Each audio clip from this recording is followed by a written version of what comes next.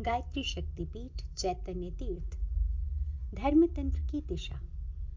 परम पूज्य गुरुदेव ने राष्ट्र के निर्माण के लिए जीवंत और जागृत शक्तिपीठों के निर्माण के संकल्प की घोषणा सन 1979 के बसंत पर्व पर की थी। लेकिन समाज में समग्र परिवर्तन की आवश्यकता के लिए सांस्कृतिक चेतना के पुनर्जागरण की आवश्यकता वे बहुत पहले से ही बताते रहे हैं। उनका स्पष्ट मानना था कि लोगों की मान्यता, विचार और भावनाओं को बदलने से ही युग परिवर्तन का संकल्प पूरा हो सकेगा और यह कार्य धर्मतंत्र के माध्यम से ही भली भांति पूरा हो सकता है।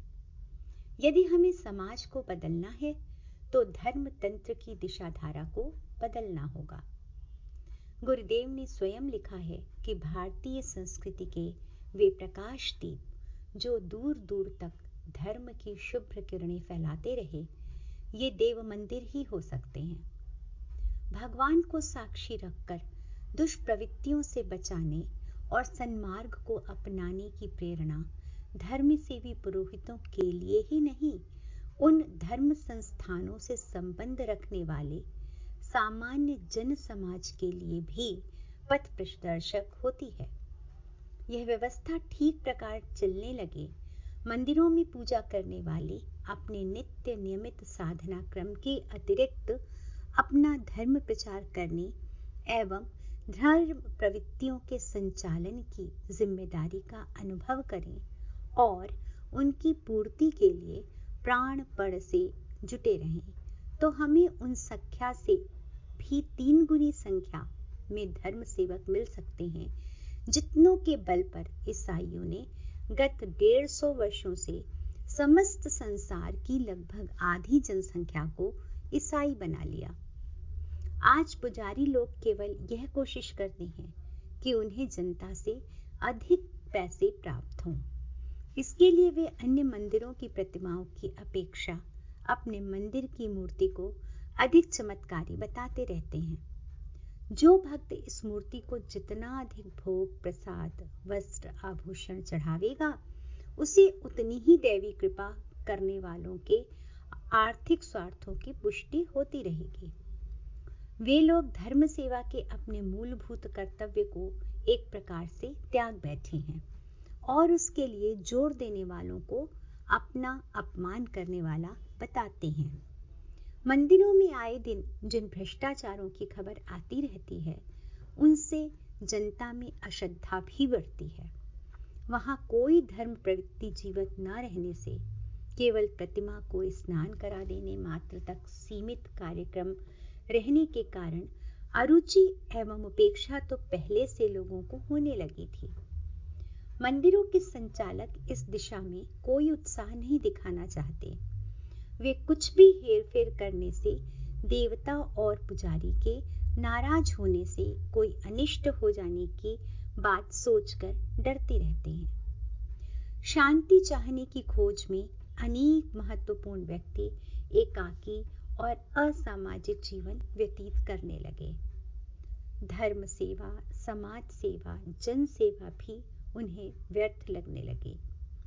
अपना स्वर्ग, अपनी मुक्ति, अपनी शांति के लिए वे एकांत आवश्यक समझते हैं, जबकि सही बात यह है कि प्राणी मात्र की सेवा एवं जनहित में अपने को उत्सर्ग करने से ही कोई व्यक्ति स्वर्ग, मुक्ति एवं शांति का अधिकारी बन सकता है।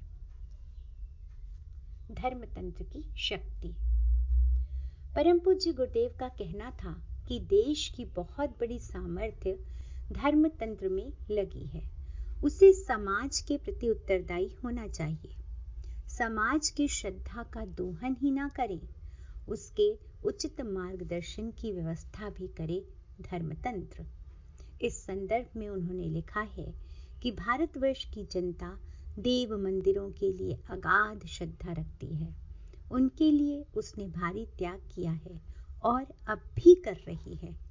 प्रायः 14,500 करोड़ रुपए की इमारतें मंदिरों की बनी हुई हैं। यह रकम भारतवर्ष में फैली हुई रेलवे की सारी संपत्ति से भी अधिक है। मंदिरों के जेवर, आभूषण, रत्न, नकदी, जमीन जायदाद, व्यवसाय आदि के रूप में स्थायी संपत्ति का मूल्य भी लगभग 3000 करोड़ रुपया आका जाता है। प्रायः 1300 करोड़ रुपया हर साल मंदिरों पर खर्च होता है। यह रकम उससे अधिक है जितना धन सारे देश में शिक्षा पर व्यय होता है। तब तक पैसे की कीमत आज के लगभग 1 रुपए के बराबर थी। पूजा से संबंधित 58 लाख मनुष्यों का जनता निर्वाह भार वहन करती है। यह जनसंख्या भारत की सारी फौज और पुलिस को मिला देने पर भी उससे अधिक बैठती है। स्थायी संपत्ति, इमारतें, चालू खर्च, इन कार्यों में लगी हुई जनसंख्या एवं जनता के प्रमुख भावना केंद्र होने की दृष्टि से मंदिरों का एक बहुत ही महत्वपूर्ण स्थान है। जनता सरकार को बड़ी कठिनाई और आनाकानी के साथ जितना टैक्स अदा करती है, उससे बहुत कम टैक्स वह बड़ी प्रसन्नता पूर्वक धर्म कृत्यों के लिए खर्च करती है। यह ठीक है कि धर्म के नाम पर आज जो धोखाधड़ी चारों ओर फैली हुई है, उससे जनता के विश्वास की नींव हिलने लगी है और इस ओर उपेक्षा की दृष्टि से देखा जाना आरंभ हो गया है। पर अभी वह बुराई इस हद तक नहीं बढ़ी है कि धर्म को अनावश्यक एवं घृणा की दृष्टि से देखा जाए। वैसी स्थिति उत्पन्न होने से पूर्व ही यदि संभाल जाया जाए तो धर्म ने जो स्थान भारतवर्ष में बना रखा है, भावना की दृष्टि में तथा धन बल और जनबल की दृष्टि से एक चलती हुई परंपरा एवं व्यवस्था के सदुपयोग की दृष्टि से इस धर्म भावना का सदुपयोग आवश्यक है। यदि इस ओर विचारवान लोगों का ध्यान न गया और आज जो दुर्व्यवस्था चल रही है वही चलती रही, तो न केवल राष्ट्र की एक महत्वपूर्ण प्रवृत्ति का दुर्व्यय होगा, वरन इस बुराई की प्रतिक्रिया के फलस्वरूप लोग पथभ्रष्ट होंगे। साथ ही धर्म की उपयोगिता का संदेहास्पद बन जाएगी। इस दिशा में सुधार न करने की हमारी उपेक्षा नास्तिकवाद को तीव्र गति से फैलने का खुला आमंत्रण देगी। आरंभ गायत्री ज्ञान मंदिरों से। शक्तिपीठों की योजना से पहले पूज्य गुरुदेव ने गायत्री ज्ञान मंदिरों के निर्माण का आह्वान किया था। गायत्री मंदिर नहीं बल्कि घरेलू स्तर पर गायत्री ज्ञान मंदिरों की स्थापना की योजना उन्होंने दी थी। भारतवर्ष के धर्म तंत्र का प्रमुख आधार यह देव मंदिर है। इनके द्वारा जनता की वही सेवा होनी चाहिए जो इनकी स्थापना का मूल उद्देश्य है। यदि वह उद्देश्य पूरा न होगा वरन उसके विपरीत कार्य होंगे, तो अति उत्साही सुधारवादी उन्हें निरुपयोगी ही नहीं धर्म विरुद्ध भी बताने की अपनी योजना में सफल हो जाएंगे। आगे चलकर तो नास्तिकवाद का उत्साह साकारपंथी और निराकारपंथी दोनों ही देव स्थानों का सफाया कर देगा। इसलिए भी हमें समय रहते चेतना होगा और मंदिरों में लगी हुई राष्ट्र की एक अत्यंत ही महत्वपूर्ण शक्ति को उपयोगिता की कसौटी पर खरी सिद्ध करना होगा। लोग मंदिरों की कीमती बड़ी इमारतें बनाने में गर्व अनुभव करते हैं, पर अच्छा यह होता कि मंदिर चाहे फूस के झोपड़े में ही रहते, पर वहां से वह प्रकाश उत्पन्न होता रहता जिससे अनेकों तमसा आच्छन्न आत्माएं प्रकाशमान होकर जगमगाती। ऐसे ही मंदिरों की स्थापना पर हमने जोर दिया है। गायत्री सद्बुद्धि की देवी है। गायत्री ज्ञान मंदिरों से सद्ज्ञान का प्रकाश होते रहना आवश्यक है। इस प्रमुख उद्देश्य को भुला न दिया जाए। इन सामूहिक सार्वजनिक ज्ञान मंदिरों के अतिरिक्त प्रत्येक सदस्य को घर पर एक पारिवारिक ज्ञान मंदिर भी बनाना चाहिए। शास्त्रों में लिखा है कि जिस घर में देव मंदिर ना हो वह शमशान तुल्य है। घर में देव स्थान रहने से निश्चित ही घर के लोगों में आस्तिकता एवं धर्म बुद्धि स्थिर रहती है। घर में उपासना का वातावरण बना रहने से सत्वगुण बढ़ता है और अनेक बुराइयों से बचे रहने का अवसर रहता है। इस घर में माता की सच्ची मन से उपासना हो, उनकी स्थापना हो, वहां सुख शांति की, श्री समृद्धि की, सफलता संपन्नता की कमी नहीं रहती। बुद्धि की देवी के प्रत्येक उपासक के लिए स्वाध्याय भी उतना ही आवश्यक धर्म कृत्य है जितना जप, ध्यान, पाठ, स्नान।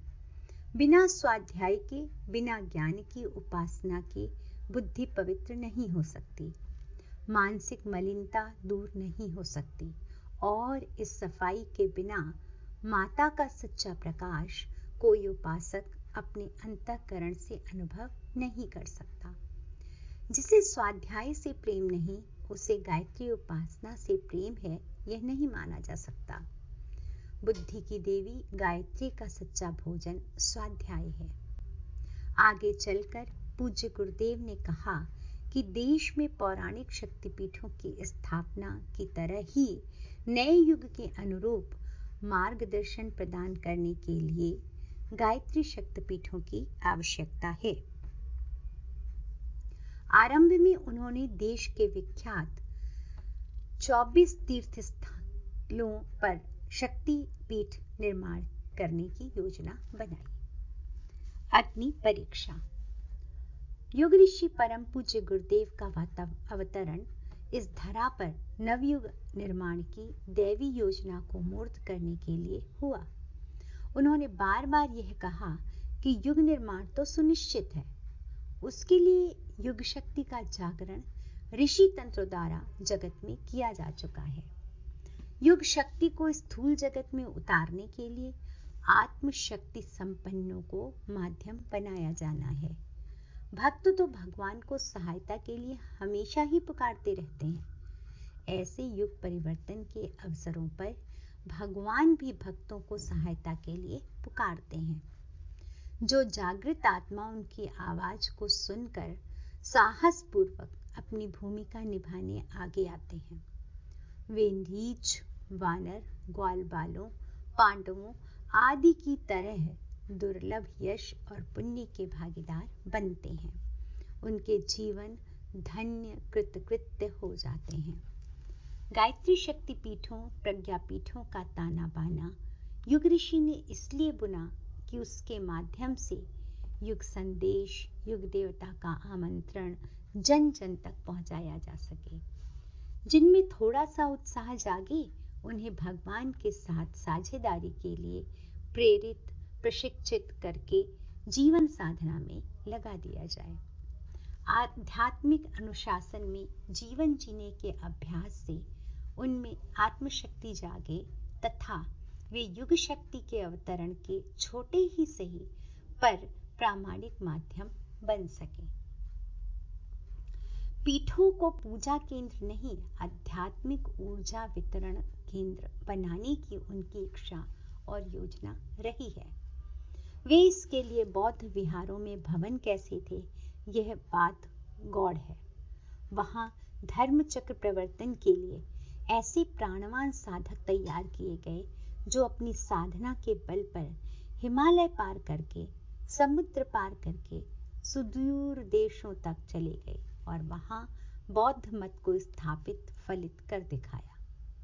शंकराचार्य के मठ भी छोटे थे, पर वहां से ऐसे प्राणवान परिव्राजक सन्यासी तैयार होकर निकलते रहे जिन्होंने शंकर दिग्विजय की पताका सर्वत्र फहरा दी।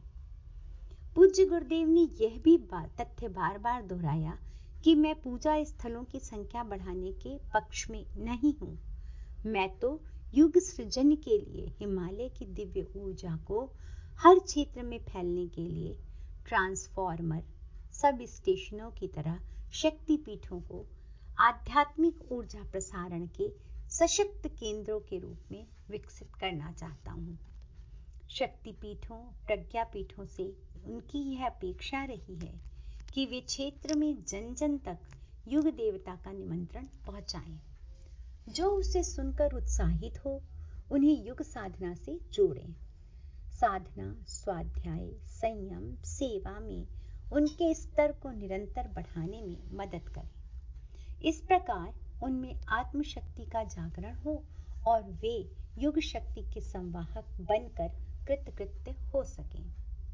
निश्चित रूप से यह कार्य भवनों या मूर्तियों से संपादित नहीं हो सकता। इसके लिए तो प्राणवानों की टोलियां तैयार करनी होंगी। मंदिर में वहां श्रद्धा का वातावरण बने, भवनों में साधकों को प्रेरित, प्रशिक्षित, नियोजित करने की व्यवस्था बने, तभी अभिष्ट लक्ष्य पाया जा सकता है। हम युग ऋषि की जन्म शताब्दी मनाने की तैयारी कर रहे हैं। उनके श्री चरणों में उनकी मांग के अनुसार 2 करोड़ सक्रिय सदस्य या परिजनों तथा 2 लाख कर्मठ कार्यकर्ताओं या प्रज्ञा पुत्रों की श्रद्धांजलि समर्पित करनी है। इस लक्ष्य की पूर्ति के लिए प्रत्येक शक्तिपीठ, प्रज्ञापीठ को अपनी महत्वपूर्ण भूमिका निभानी है। परम पूज्य गुरुदेव की कसौटी पर अपनी प्रामाणिकता सिद्ध करनी है। इस संदर्भ में उनकी अपील अपने अंग अवयवों से के निम्नलिखित अंशों पर ध्यान दें।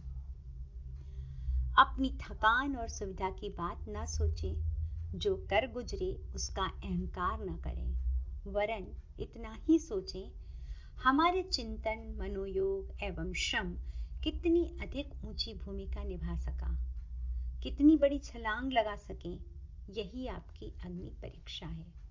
इसी में आपके गौरव और समर्पण की सार्थकता है। अपने साथियों की श्रद्धा व क्षमता को घटने ना दें, उसे दिन दूनी रात चौगनी करते रहें। अगला कार्यक्रम ऊंचा है, आपकी ऊंचाई उससे कम न पड़ने पाए, यह एक ही आशा, अपेक्षा और विश्वास आप लोगों पर रखकर कदम बढ़ रहे हैं। आप में से कोई इस विषम बेला में पिछड़ने पाए ना हो, ऐसा इसके लिए बाद में पश्चाताप करना पड़े। यह अग्नि परीक्षा की बेला है। अग्नि परीक्षा किसी के साथ पक्षपात नहीं करती। चोखेपन को निखारना और खोटेपन को जला देना उसका स्वभाव है। पीठों के संचालक गण सावधान हो।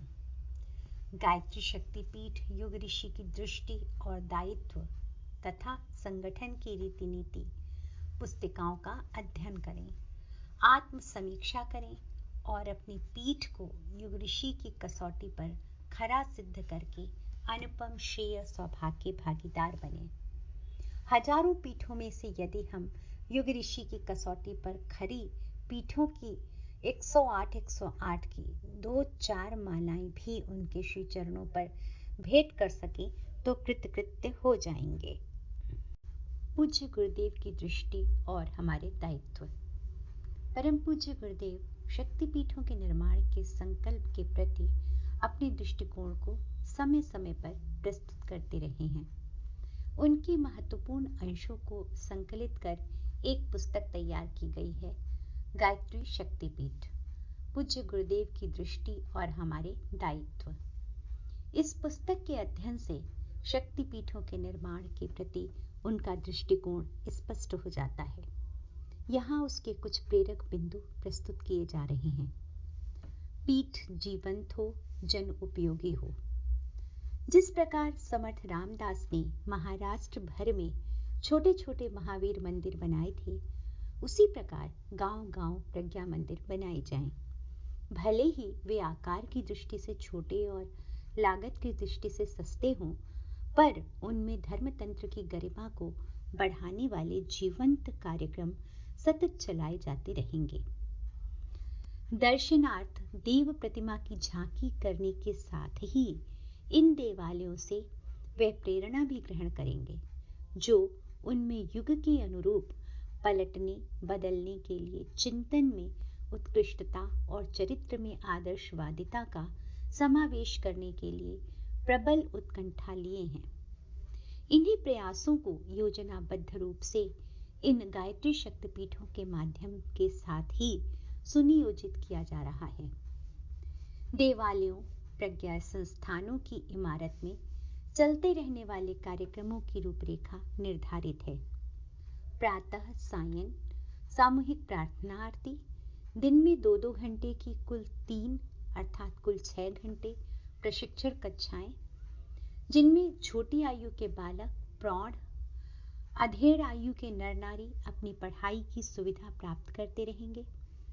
इनमें एक कक्षा स्कूली पढ़ाई वाले छात्रों के लिए रहेगी, दूसरी प्रौढ़ पुरुषों तथा तीसरी महिलाओं के लिए रहेगी। देश में फैली हुई निरक्षरता एवं शिक्षा में रुचि को हटाने के लिए यह कार्यक्रम अतीव उपयोगी सिद्ध होगा। हमारा उद्देश्य व्यक्ति निर्माण। दर्शक देवता को प्रणाम करने पधारें, यह उचित है, पर इससे भी अधिक आवश्यक यह है कि देव संस्थान अपने समीपवर्ती क्षेत्र में धर्म धारणा को प्रतिष्ठित एवं परिपक्व करने के लिए भी प्रबल प्रयत्न करें। युग निर्माण के लिए व्यक्ति का दृष्टिकोण और चरित्र बदलना चाहिए। गायत्री शक्तिपीठें अपने कार्य क्षेत्र में इसी का सुनियोजित प्रयत्न करेंगे। उन्हें युग तीर्थ की संज्ञा देने में कोई अत्युक्ति नहीं है। समग्र क्रांति के ऊर्जा केंद्र। जनसंपर्क की सघनता आते ही उन मुख्य प्रायोजनों को हाथ में लिया जाएगा जिनके लिए इतनी बड़ी और दूरदर्शितापूर्ण योजना बनाई गई है। रचनात्मक कार्यों में प्रौढ़ शिक्षा, गृह उद्योग, वृक्षारोपण, आंगनबाड़ी, स्वास्थ्य प्रबंधन, शिशु कल्याण, नारी जागरण, श्रमदान, स्वच्छता अभियान, पर्यावरण, सहकारिता, अल्प बचत जैसी कितनी ही प्रवृत्तियों का बीजारोपण और अभिवर्धन करना है। सुधारात्मक कार्यक्रमों में नशेबाजी, छूतछात, पर्दा प्रथा, शादियों में अपव्यय, दहेज, मृतक भोज, अंधविश्वास, जमाखोरी, मिलावट, रिश्वत, बहुप्रजनन, छल, आक्रमण जैसी उच्छृंखलता, दुष्प्रवृत्तियों के विरोध में वातावरण बनाना प्रमुख है। श्रद्धा का प्रसाद ज्ञान। देव प्रतिमा पर पैसा फेंकने का निषेध रहेगा। कोई दर्शक श्रद्धावश कुछ चढ़ाना चाहेगा तो तत्काल उसके बदले साहित्य प्रसाद या संस्थान की रसीद देने का क्रम रहेगा।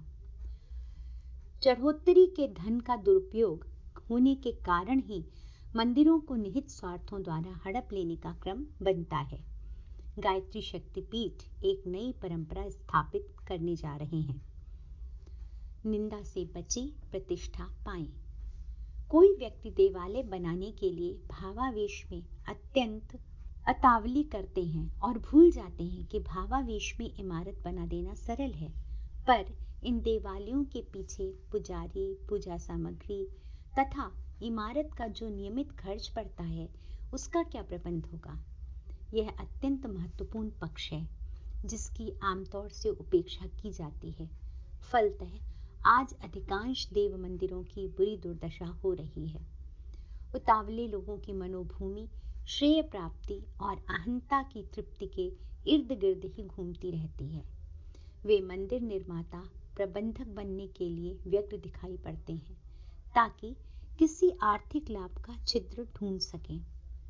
उपहास और अपवाद के प्रसंग खड़े होना निर्माताओं की भर्त्सना तक की बात नहीं है, वरन इस संदर्भ में निर्देश करने वाली शक्तियों से लेकर प्रज्ञा अवतार तक को निद्रा का भाजन बनना पड़ेगा। हमारी वंश परंपरा को जानिए। परिजनों, आप हमारी वंश परंपरा को जानिए। अगर हमको यह मालूम पड़ा कि आपने हमारी परंपरा नहीं निभाई, अपना व्यक्तिगत ताना बाना बुनना शुरू कर दिया, अपना व्यक्तिगत अहंकार, व्यक्तिगत यश कामना और व्यक्तिगत धन सुविधा का संग्रह करने का सिलसिला शुरू कर दिया, व्यक्तिगत रूप से बड़ा आदमी बनना शुरू कर दिया, तो हमारी आंखों से आंसू टपकेंगे और वे आंसू आपको चैन से नहीं रहने देंगे, आपको हैरान कर देंगे। परम पूज्य गुरुदेव का जन्म शताब्दी वर्ष 2011-12 में विशुद्ध रूप से उनके क्रांतिकारी विचारों के व्यापक विस्तार के जन भावनाओं में प्रगतिशीलता, पवित्रता, सृजनशीलता के विस्तार का लक्ष्य रखा गया है। इसके लिए प्रखर साधना को महत्व देते हुए समाज को सांप्रदायिकता से ऊपर उठकर मानव मात्र के कल्याण के लिए प्रयत्नशील करना है। पूज्यवर के जन्म शताब्दी वर्ष के निमित्त सृजन साथ रखना महापुरुष चरण आरंभ हो रहा है। इसकी पूर्णाहुति तक हम सबका ध्यान केवल जनमानस के परिष्कार पर ही केंद्रित रहे। किसी भी प्रकार के बड़े भवनों के निर्माण की बात ना सोचें, यही प्रार्थना है। शक्तिपीठों का सहयोगी तंत्र। युग निर्माण आंदोलन में गायत्री शक्तिपीठों की बड़ी महत्वपूर्ण भूमिका है। उसी के अनुरूप उनके दायित्व भी बड़े हैं। पीठ पर आने वालों को सम्मानजनक मार्गदर्शन एवं प्रोत्साहन मिले, क्षेत्रीय कार्यक्रमों की व्यवस्थित योजना हो, केंद्र और संगठन के साथ अच्छा तालमेल रहे, यह सब सभी परिजनों के परस्पर सहयोग से ही संभव है। इसके लिए शांति कुंज से शक्तिपीठों के प्रबंधन के संदर्भ में 4 प्रबंधन समितियों के निर्माण की रूपरेखा निर्धारित की गई है। इस ओर पुनः याद दिलाते हुए शक्तिपीठ से जुड़े समस्त परिजनों से जिम्मेदार समितियों के निर्माण का आग्रह किया जा रहा है। वहीं उनके दायित्वों का भी बिंदुवार स्मरण कराया जा रहा है। नंबर 1, देवालय आश्रम प्रबंधन समिति। इस समिति पर वहां के स्थूल एवं सूक्ष्म वातावरण को सुरुचिपूर्ण एवं प्राणवान बनाने के दायित्व हैं। इसके कार्य हैं: नंबर 1, स्वच्छता व्यवस्था पर ध्यान देना, भवन पुते हों, दीवारों पर सद्भाग्य लगे हों। नंबर 2, लाल मशाल का भाव सहित बड़ा चित्र और युग निर्माण के सत्संकल्प बड़े साइज में लगे हों। शक्तिपीठ के बाहर और भीतर जन्म शताब्दी वर्ष के संबंध में भी एक बड़ा बोर्ड लगाया जाए। कार्यक्रमों की जानकारी वाला सूचना पट्टों, प्रमुख स्थानों पर गायत्री शक्तिपीठ के नाम पट्ट संकेतक बोर्ड लगाए जाएं।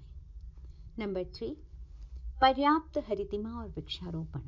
नंबर 4, एक छोटी प्रदर्शनी शक्तिपीठ पर अवश्य हो। नंबर 5, झोला पुस्तकालय, ज्ञान रथ, वाचनालय, साहित्य स्थल की व्यवस्था हो।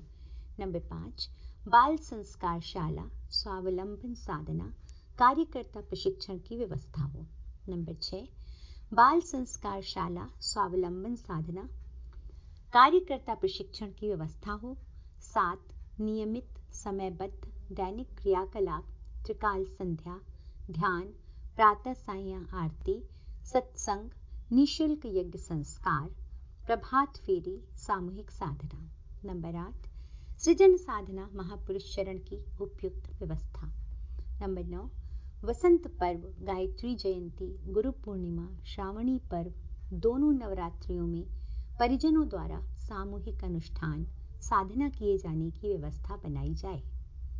नंबर 10, वार्षिकोत्सव एवं माह में पड़ने वाले पर्व त्योहारों को सामूहिक रूप से मनाने की व्यवस्था की जाए।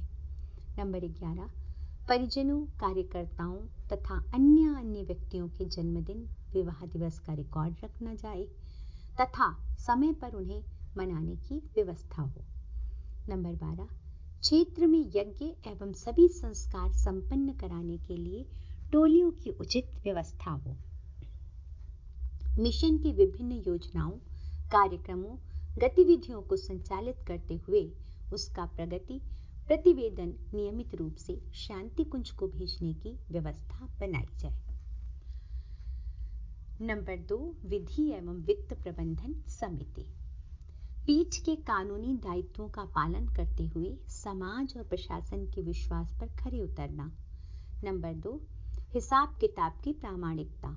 नंबर 3, संगठन की सभी इकाइयों के हिसाब किताब संबंधी मार्गदर्शन, उनकी वित्तीय आवश्यकताओं का उचित प्रबंधन। नंबर 4, ज्ञानघट, धर्मघट, दानपेटी आदि का राशि का प्रबंधन। नंबर 3, संगठन प्रबंधन समिति। अपने क्षेत्र की समीक्षा करते हुए नए लोगों को साधना स्वाध्याय से जोड़ना, मंडलों का गठन, पंजीयन और उनकी जानकारी रखना, समयदान और अंशदान की व्यवस्था बनाना, सक्रिय संगठित समूहों का गठन और समर्थ समयदानी सहयोगों की खोज करना, क्षेत्र के दीक्षितों, संस्कारितों, पत्रिकाओं के ग्राहकों की जानकारी रखना, उन्हें सक्रिय बनाना, समस्त जानकारी केंद्रीय संगठन तंत्र को देना, ट्रस्टियों, संचालकों, परिजनों, कार्यकर्ताओं एवं संगठन की विभिन्न इकाइयों के मध्य आपसी सामंजस्य, तालमेल तथा उनका शक्तिपीठ के विकास में सक्रिय सहयोग लेना। नंबर 4, आंदोलन समिति। पीठ से जुड़े लोगों को सतत साधना के लिए प्रेरित करना और साधना की ऊर्जा को सृजन अभियान में नियोजित करना, क्षेत्रीय समयदानियों के कौशल के अनुरूप सप्त आंदोलनों को पुष्ट करना, आपदा प्रबंधन समिति का गठन, एक गांव गोद लेकर उसे स्वच्छ, स्वस्थ, शिक्षित, संस्कारयुक्त, व्यसन मुक्त, स्वावलंबी, सहकारी ग्राम बनाना, कार्य क्षेत्र के 5 विद्यालयों को गोद लेकर उनमें उपयुक्त वातावरण बनाना, प्रत्येक तीर्थ में शक्तिपीठ को एक या अधिक ब्रह्मवर्चस्व की शक्ति धाराओं का प्रतिनिधित्व करने वाली गायत्री प्रतिमाओं की स्थापना हेतु कहा गया है तथा सत् साहित्य का एक प्रचार केंद्र एवं सत्संग हेतु एक कक्ष निर्मित करने के लिए प्रेरित किया गया है। जहां व्यवस्था न बन पड़े वहां परिव्राजकों के लिए एक निवास भी बनाने को कहा गया है। परिव्राजकों को स्थायी महंत बनाने के लिए नहीं, बल्कि गायत्री यज्ञ का प्रचार विस्तार इस पूरे क्षेत्र में कर एक विनम्र लोक सेवी के रूप में सबका श्रद्धा भाजक बनने की प्रेरणा दी गई है। इन्हें 3 माह से लेकर 1 वर्ष तक एक स्थान पर रहकर फिर बुद्धि के प्रचारकों की तरह आगे बढ़कर नया कार्य क्षेत्र संभालने की प्रेरणा दी गई। केंद्रीय शिक्षण तंत्र भी इसी स्तर का बनाया गया है। अपनी चौथी हिमालय यात्रा से लौट कर आने के बाद शांति कुंज में रहकर अपनी 1972 से 1981 तक की 2 पंचवर्षीय योजनाओं की घोषणा परम पूज्य गुरुदेव ने की थी।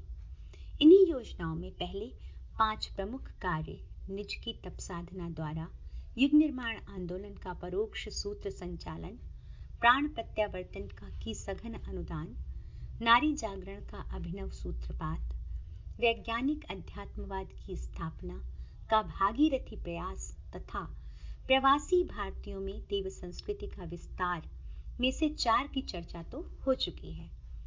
5वां प्रसंग विदेश में बसे प्रवासियों एवं नागरिकों को देव संस्कृति के महत्वपूर्ण निर्धारणों से अनुप्राणित कर इन्हें उस केंद्रीय धुरी से जोड़ना था जो प्राण संचार करती रहे।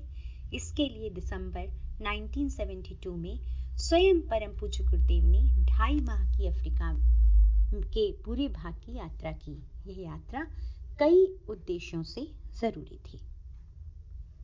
युग निर्माण की चर्चा करते समय वे सदा कहते थे कि मिशन का कार्य क्षेत्र सारा विश्व है। वह अवधि तब तक की है जब तक कि यह युग, यह समय, यह धरा बदल नहीं जाती। शुरुआत उन लोगों से करना उन्होंने अनिवार्य समझना जो भारत के राजदूत बनकर पीढ़ियों से वहीं जा बसे थे। इनमें प्रधानता गुजरात प्रांत से जाने वालों की है, किंतु राजस्थान, पंजाब व अन्य स्थानों से रोजगार हेतु बाहर गए परिजनों की संख्या भी कम नहीं है। इनमें से कई पूज्य गुरुदेव से अखंड ज्योति के माध्यम से जुड़े हुए थे। इनसे पत्र व्यवहार व मार्गदर्शन का क्रम चल ही रहा था।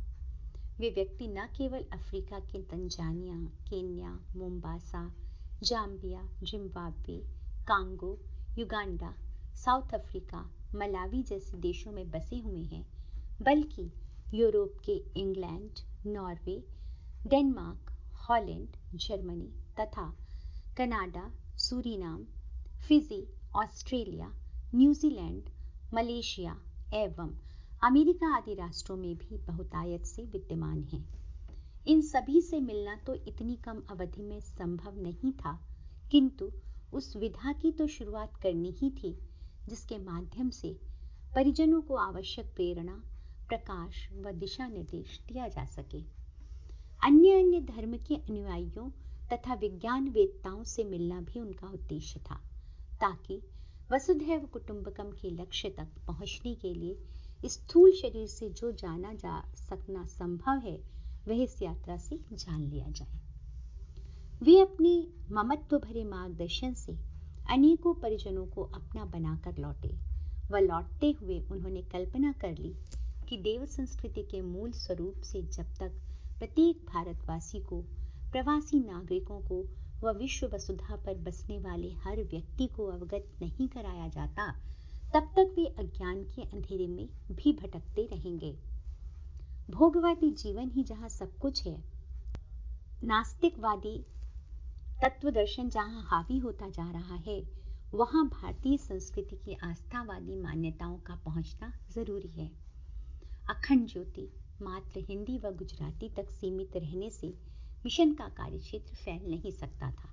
अतः इस पुस्तक के प्रकाशन के 2 वर्ष बाद एक योजना बनी, जिसमें पत्रिका अथवा पुस्तकें इंग्लिश, तमिल, तेलुगु, बंगाली, गुरुमुखी जैसी 5 भाषाओं में प्रकाशित की जाएं। युग शक्ति गायत्री के नाम से ये गुजराती, मराठी व उड़िया में पहले ही प्रकाशित हो रही थी। साथ ही प्रवासी भारतीयों के लिए सांस्कृतिक चेतना, गायत्री एवं यज्ञ तथा योग के वैज्ञानिक स्वरूप का परिचय देने वाली 3 छोटी पुस्तकें हिंदी, अंग्रेजी व गुजराती में 1971 से 1980 में प्रकाशित हुई। गायत्री महाविज्ञान के समन्वित 3 खंड तथा परम पूज्य गुरुदेव की आत्मकथा जो 1958 में लिखी गई का अंग्रेजी अनुवाद भी पुस्तक आकार में प्रकाशित हुआ। इन सभी में उपासना, साधना, आराधना से लेकर लोक सेवी संबंधी विशद मार्गदर्शन भी हैं। परम पूज्य गुरुदेव का संकल्प है कि युग संधि के शेष 10 वर्षों में उनका संदेश विश्व के जन जन तक पहुंचे। इसके लिए विश्व की अन्य भाषाओं में साहित्य का अनुवाद होते रहने से वे सूक्ष्म शरीर से प्रतिभाशालियों को प्रेरणा देते रहेंगे। फ्रेंच व रशियन में यह कार्य आरंभ हो चुका है। विश्व में भाषाएं तो 3000 के लगभग हैं, किंतु मान्यता प्राप्त 5 ही हैं: अंग्रेजी, फ्रेंच, स्पेनिश, चीनी व रूसी। शुरुआत अभी 3 से हुई है। शेष के माध्यम से आचार्य श्री के पूरे वांग्मय को विश्व के कोने कोने तक पहुंचाया जा सकेगा, इसमें कोई संदेह नहीं। युग चेतना का आलोक पहुंचते ही संस्कृति के दूतों की भूमिका महत्वपूर्ण होगी, क्योंकि भारतवर्ष की झांकी वहां के नागरिक उनमें देखेंगे। इसीलिए उनकी चेतना को झकझोरने का काम प्रत्यक्ष एवं परोक्ष रूप से यह तंत्र सतत करता रहेगा। तब युग निर्माण एक वास्तविकता बन जाएगा, जब हम सबके जीवन में साकार होने वाला वह एक सुगत सत्य होगा। सूक्ष्मीकरण की एकाकी तप साधना पूज्य गुरुदेव के जीवन काल एवं मिशन के इतिहास का एक अति महत्वपूर्ण मोड़ है। इस अवधि में उनकी तप साधना सूक्ष्म रूप से 5 वीरभद्रों को क्रियाशील बनाने में लगी रही। वह लेखनी अखंड ज्योति एवं युग शक्ति गायत्री के माध्यम से हर प्रज्ञा परिजन के मन को सतत मथती रही।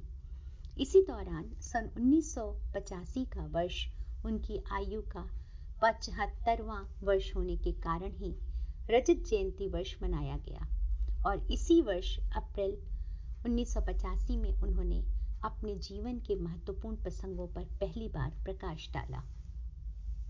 इन 2 वर्षों की अवधि में, जिसका समापन वसंत पर्व 1986 पर हुआ, दर्शन झांकी के कौतुक वाले वर्ग से उन्होंने मुक्ति पाली एवं अनेकों ऐसे प्राणवान व्यक्तियों से जुड़ गए जो उनके मूल स्वरूप को, उनकी आत्मकथा को पढ़कर भली भांति हृदयंगम कर उनके प्रत्यक्ष दर्शन न हो पाने की स्थिति में भी आ जुड़े थे। इनमें से कुछ देव परिवार का अभिन्न अंग बन गए, कुछ क्षेत्र में सक्रिय हो गए जिन्हें आदर्शवाद रुच नहीं रहा था। वे स्वयं को तीव्र गति से चल रहे प्रज्ञा अवतार के प्रवाह में अपने को न जोड़ स्वतः अलग हो गए अथवा थपेड़ों ने उन्हें अलग कर दिया। इस प्रकार 1984 से 1986 की अवधि प्रज्ञा परिवार के लिए एक युगांतरकारी परिवर्तन का स्वरूप लेकर आई। वसंत पर्व 1986 पर अपनी सूक्ष्म सत्ता के निर्देशन अनुसार उन्होंने तप साधना को साथ जारी रखते हुए परिजनों से सीमित रूप से मिलते रहने का क्रम पुनः बना लिया, जो निर्बाध गति से बसंत पर्व 1990 तक चलता रहा। इन 4 वर्षों की अवधि में जो कार्य उनके मार्गदर्शन में संपन्न हुआ वह विगत 40 वर्षों के बराबर हुआ माना जा सकता है। इसी अवधि में उन्होंने कार्य क्षेत्र से जुड़े कार्यक्रमों को नई गति दी। 7 लाख गांवों व 1 लाख कस्बों तक पहुंचने के लिए एक नई कार्यशैली निर्धारित की। पूर्णाहुति वर्ष होने के कारण 1108 कुंडीय गायत्री यज्ञों व इतने ही छोटे 24 कुंडी यज्ञों को मनाने का निर्णय 1986 में ही लिया गया। यह 3 वर्ष से चली आ रही देवात्म शक्ति की कुंडलिनी जागरण साधना की महापूर्णाहुति थी। लाखों व्यक्ति इस माध्यम से मिशन से जुड़ गए। अगले ही वर्ष समय की आवश्यकता को देखते हुए इन यज्ञों का विस्तार देने के लिए न्यूनतम सामग्री में संपन्न करने के लिए दीप यज्ञों का निर्धारण हुआ, जो जन्म दिवस उत्सवों से लेकर 1 लक्ष्य वेदीय दीप यज्ञों का स्वरूप लेता हुआ विस्तार लेता चला गया। नवसृजन के निमित्त महाकाल की तैयारी में वे लिखते हैं, अब जीवन का दूसरा अध्याय आरंभ होता है। अब इसमें जो होना है उसे और भी अधिक महत्वपूर्ण व मूल्यवान माना जा सकता है। स्थूल के अतिरिक्त सूक्ष्म व कारण शरीरों का अस्तित्व अध्यात्म विज्ञानी बताते रहे हैं। उन्हें स्थूल शरीर की तुलना से में अधिक असंख्य गुना शक्तिशाली कहा गया है। उन्हीं का प्रयोग अब 1 शताब्दी तक किया जाना है। यह कार्य सन 1990 के वसंत पर्व से आरंभ किया जा रहा है। यहाँ से लेकर सन 2000 तक 10 वर्ष युग संधि का समय है। परिजन देखेंगे कि इस अवधि में जो गतिविधियां चलेंगी उसका केंद्र शांति कुंज हरिद्वार होगा। वसंत पर्व पर प्रत्यक्ष मिलने का क्रम बंद होने से 30 अप्रैल 90 तक, जब उन्होंने निकटवर्ती कार्यकर्ताओं की एक विशेष गोष्ठी में ब्रह्म बीज के ब्रह्म कमल में विस्तृत होने एवं उसकी सुवास कोने कोने तक पहुंचाने के लिए 7, 8 और 9 जून के अवसर पर 6 महानगरों में 6 विशाल ब्रह्म यज्ञ लक्ष्य वेदीय दीप यज्ञ के आयोजन की बात कही, तो संभवतः औरों को उनके इस अंतिम अध्याय पर शीघ्र पर्दा गिरने की बात मन में ही नहीं आई होगी। किंतु वंदनीय माता जी एवं उनके समवर्ती सहयोगियों को भली भांति समझ में आ रहा था कि वे लक्ष्य निष्ठ निर्धारित कर चुके हैं। उनको वसंत पर्व ही दिया गया था कि गायत्री जयंती तक ही उनका दृश्य अस्तित्व है। उसके बाद वे सूक्ष्म व कारण शरीर को और सक्रिय बनाने के लिए परोक्ष जगत में विचरण कर जाएंगे।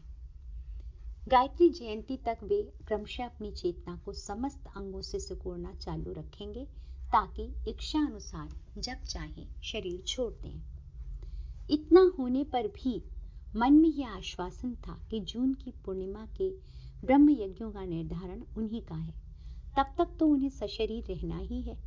किंतु 8 मई को उन्होंने यह कहकर कि प्रस्तुत पूर्णिमा के कार्यक्रम श्रद्धांजलि कार्यक्रम होंगे व वे अपना शरीर मां गायत्री के अवतरण के पुण्य दिन गायत्री जयंती पर उन्हीं की गोद में सिर रखते हुए महाप्रयाण कर जाएंगे, सब कुछ स्पष्ट कर समीपवर्ती परिजनों को शोक विह्वल कर दिया।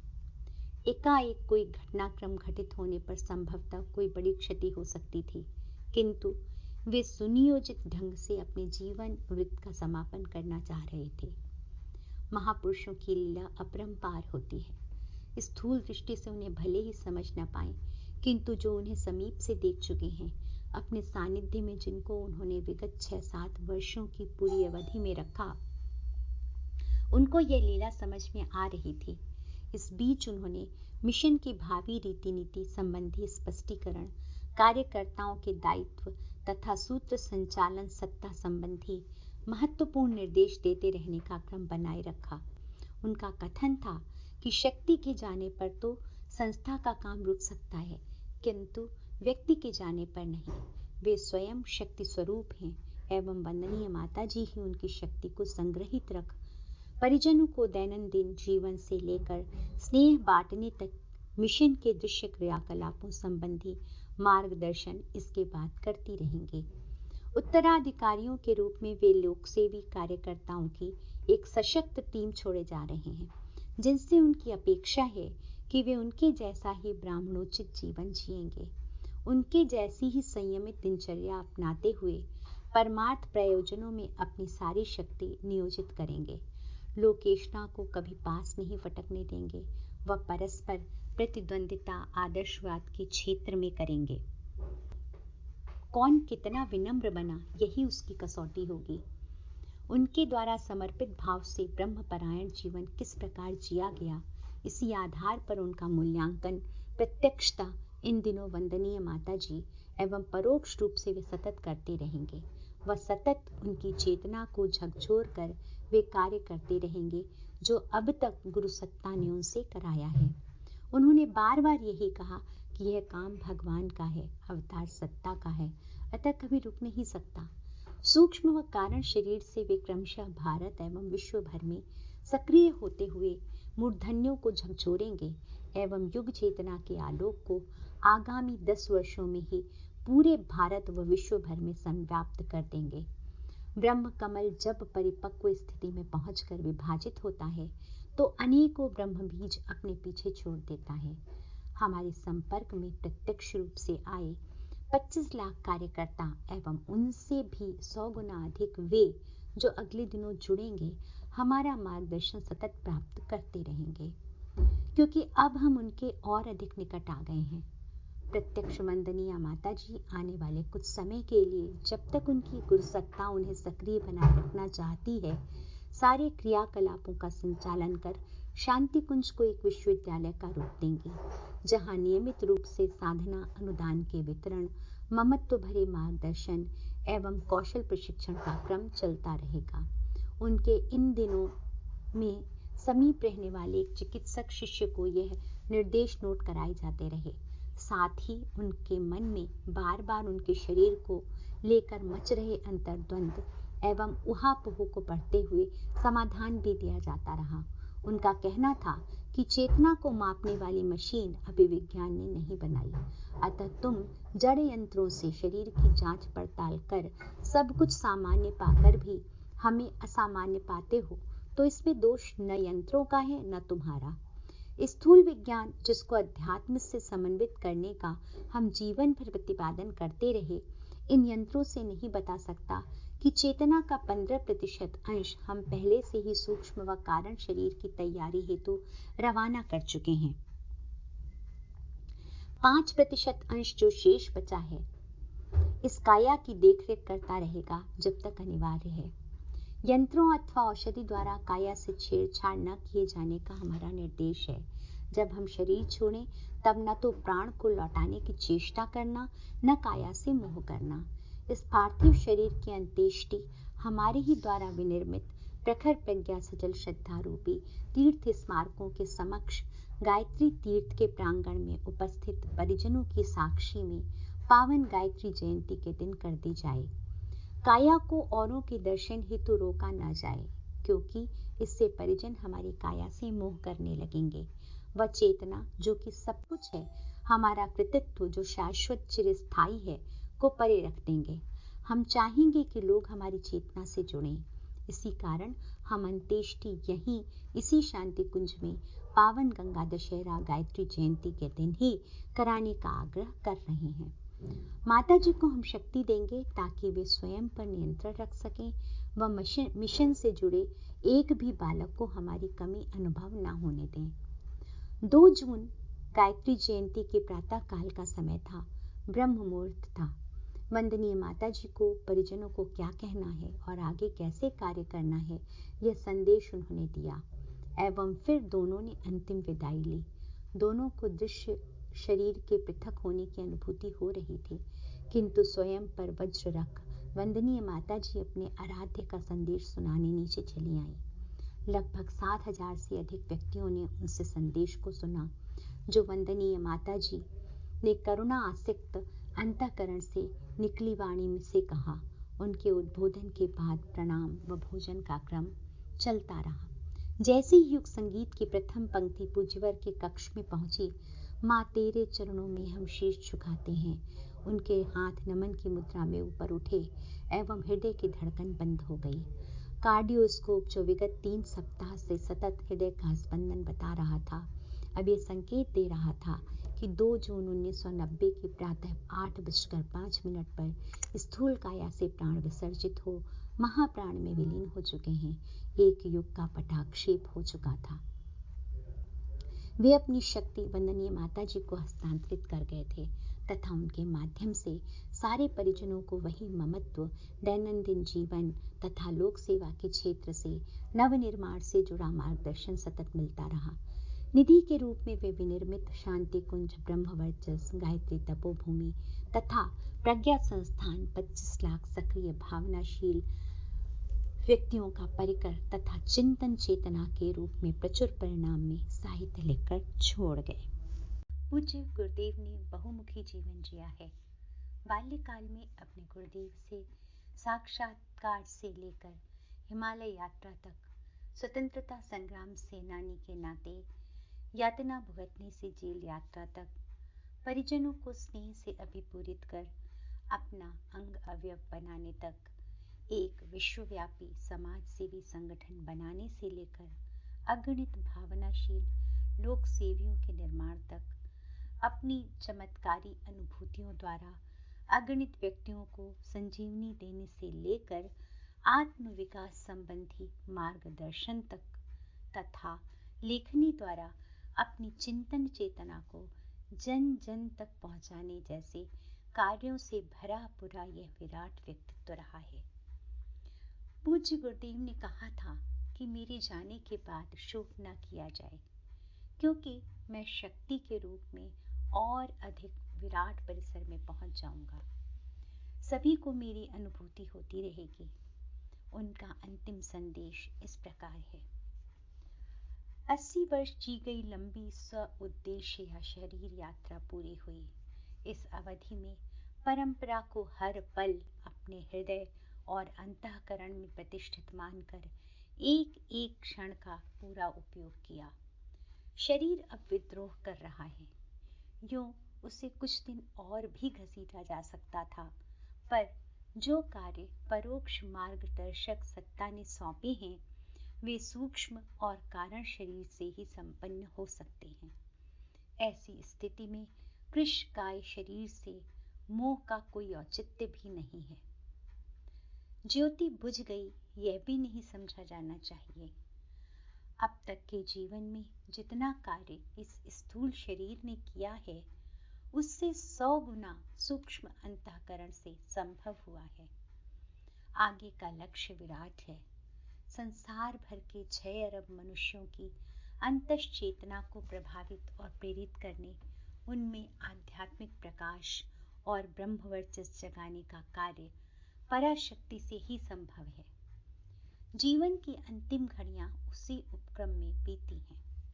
इसके उपरांत वे सभी परिजन जिन्हें हमने ममत्व के सूत्रों में बांधकर परिवार के रूप में विस्तृत रूप दे दिया है, संभवतः स्थूल नेत्रों से हमारी काया को नहीं देख पाएंगे, पर हम उन्हें विश्वास दिलाते हैं कि इस शताब्दी के अंत तक, जब तक सूक्ष्म शरीर कारण के स्तर तक न पहुंच जाए, हम शांति कुंज परिसर व प्रत्येक जन के अंतःकरण में विद्यमान होकर अपने बालकों में नवजीवन और उत्साह भरते रहेंगे।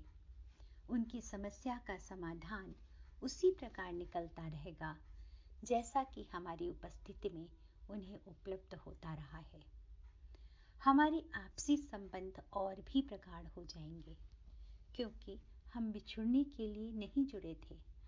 हमें एक क्षण के लिए भी भुला पाना आत्मीय परिजनों के लिए कठिन हो जाएगा।